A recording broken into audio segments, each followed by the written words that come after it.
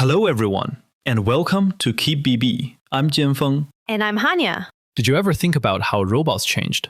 They went from walking like penguins to running fast like cheetahs. Today we will talk about this change. We start with the first story. Do you know how robots used to walk?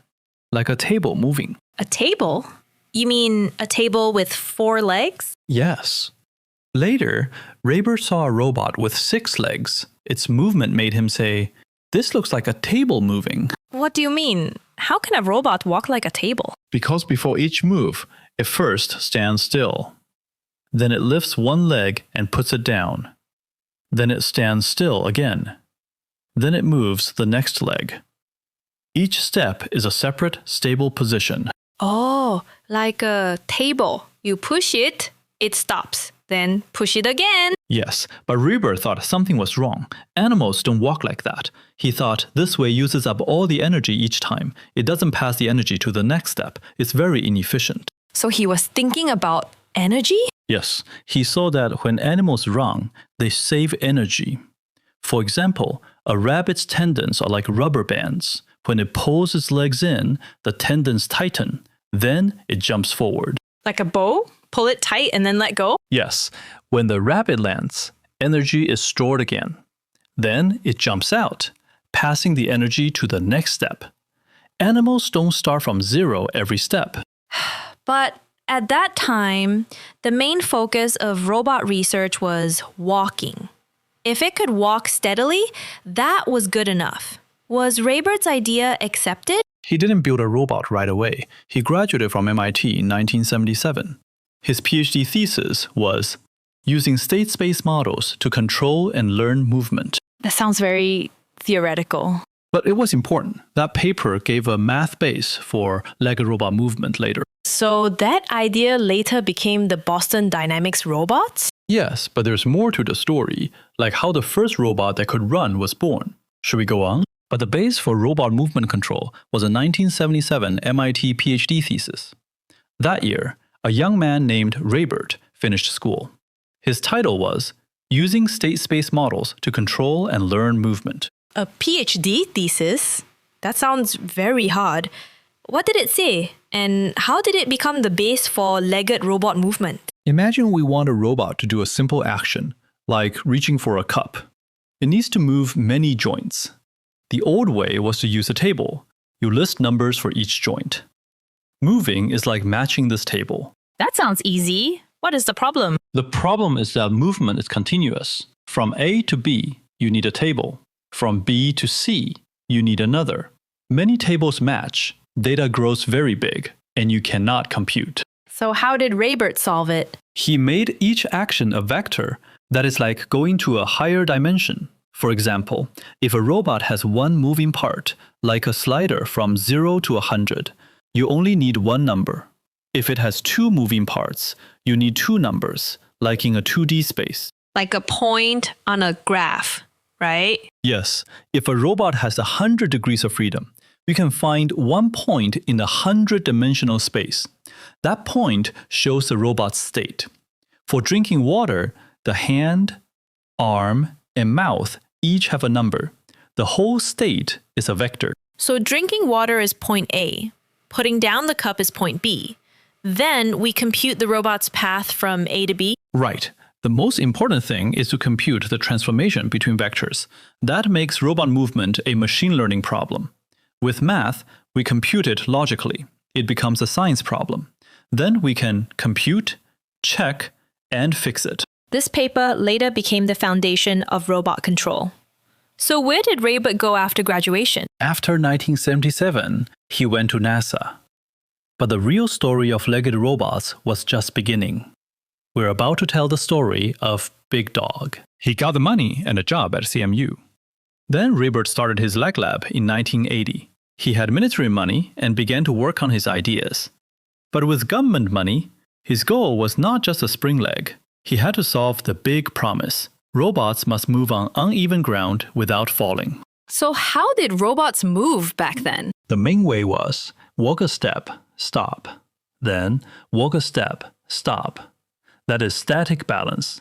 This way uses a lot of energy. On uneven ground, you have to check safety after each step. If there's no safe place, the robot cannot move, because any choice leads to falling. What if it has to move? No solution, just fall. Raybert thought for a long time. Then he realized something. Since it's going to fall anyway, let it fall and catch it. He came up with a dynamic balance system. Fall and then catch it? That sounds like... It's like how people walk. Every step is a process of falling. You throw yourself forward, then the other leg quickly catches you. Then you throw again and catch again. People are always unstable, but never really fall. Raybert called this dynamic balance. The stop and go way is static balance. So the solution to falling is to always be about to fall. Right. It's like riding a bike. If you go slow, you fall. If you pedal, you stay up. The problem had two parts: vertical control and foot placement control. Vertical control sets the rhythm and height of the jump. Foot placement changes the landing spot with a rotating joint. When the robot is about to fall, it uses a second jump. It adjusts and saves itself. So the idea was there. Did they actually build it? In 1982, Raybert's team built the first experimental robot. It was much better than the spring leg. It could actually move. They called it the planar one-legged hopping robot. A flat, one-legged robot? How does that work? It can only move in two dimensions. The robot is connected to a pole. The other end of the pole is fixed, so it moves in a circle around the pole. It doesn't worry about falling left or right. The pole holds it, but it can fall forward or backward. It can also move up and down. It's kind of like playing Mario or Contra. You only move on one flat screen. So what task did it have to do? 4 tasks. First, jump in place without falling. Second, jump forward and backward. Third, when someone pushes it while jumping, it lands and quickly balances again. Fourth, jump over obstacles. It might sound simple, but back then, it was amazing.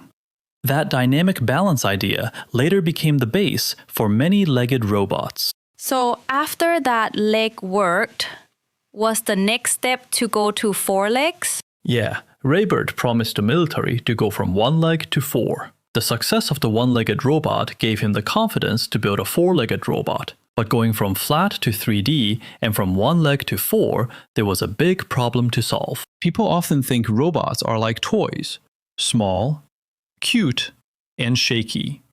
But Mark Raybert, founder of Boston Dynamics, thought that wasn't enough. He wanted to make something different from toys. Oh? What did he want to do? Raybert said that when he worked with Sony, he found a problem. The small thing didn't look cool when it ran. You need to build a big thing, a large one, to be different from a toy. So they decided to build a big thing? Yeah, in 2004, Boston Dynamics showed Big Dog. It looked like a robotic mule. It could carry 150 kilos of supplies. 150 kilos? That's heavier than a grown man. It must have looked strong when it walked, right? Actually, the opposite. Its walk wasn't graceful. It was limping. There's a very exact description. Boston Dynamics engineers exactly copied 2 drunk men carrying a sofa. That description is so perfect. But why was the Defense Department interested in a robot that walked like a drunk man? There was a real need. After 2000, the US was fighting in Afghanistan. The mountains were complex. Soldiers carried too much weight. Each soldier had over 50 kilos of gear. It was hard for vehicles to go into those areas. So the Defense Department wanted a transport tool that could replace vehicles. So the army wanted robots that could carry things? Yes. In 2002, DARPA started a program. They wanted robots that learn from nature. They should walk like 4-legged animals. They need balance and save energy. They must walk on hard ground and carry heavy things. That's a hard project. How many teams tried? The Defense Department got 42 ideas. They picked only 3 teams. Boston Dynamics was one of them. 42 to 3? How did they win? DARPA gave them $24 million. That money helped them build Big Dog. 24 million? Did Big Dog work in the army later? Big Dog walked like a drunk man, but it could carry things in mud and snow. This project made Boston Dynamics famous. So robots went from stiff walking to smooth running. It's not because they got muscles. Raybird changed the way they keep balance. He made them fall and catch themselves. He also used math to plan their moves. Right. Like we said at the start, robots don't walk like tables now. They walk like people. Each step is a new chance to keep balance. So next time you see a robot running well, think, it's always dancing on the edge of falling. Keep BB. See you next time. See you!